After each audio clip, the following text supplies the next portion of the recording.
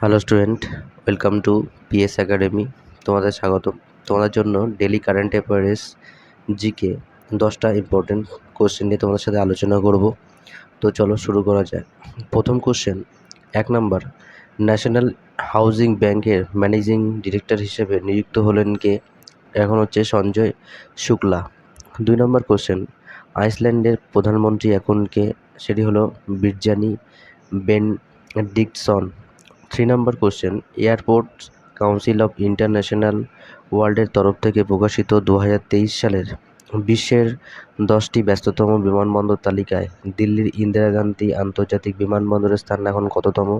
সেটা হচ্ছে 10। 4 নম্বর question, ভোপালে national judicial একাডেমির ডিরেক্টর হিসেবে নিযুক্ত হলেন কে? সেটা হচ্ছে বিচারপতি অনিরুদ্ধ বোস।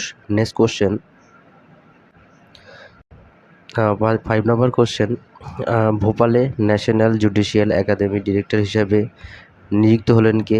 সেটি হলো বিচারপতি অনিরুদ্ধ বোস। 6 নম্বর কোশ্চেন, প্রথম ভারতীয় পর্যটক হিসাবে মহাকাশে যাওয়ার সুযোগ অর্জন করলেন কে? সেটি হচ্ছে গোপীচাঁদ থোটাকুড়া। নেক্সট কোশ্চেন, 7 নম্বর কোশ্চেন, ভারতের কোন রাজ্যে বিশ্বের বৃহত্তম পুনর্বীকরণ শক্তি পার্ক তৈরি করছে যে আদানি গোষ্ঠীর আদানি গ্রিন এনার্জি লিমিটেড? সেটি হচ্ছে গুজরাট রাজ্যে।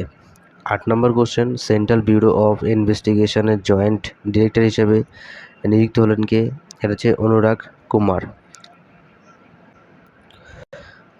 9 নম্বর কোশ্চেন, হার্ভার্ড বিশ্ববিদ্যালয়ের তরফ থেকে মর্যাদাপূর্ণ বর্ষসেরা দক্ষিণ এশিয়ান ব্যক্তিত্ব শিরোপা পেলেন কে? সেটা হচ্ছে অভিনেত্রী অবিন্তিকা ভান্দানাপু। 10 নম্বর কোশ্চেন, ভারতের যুক্তরাজ্যের প্রথম মহিলা হাইকমিশনার হিসাবে নিযুক্ত হলেন কে এখন? সেটা হচ্ছে লিন্ডি ক্যামেরন।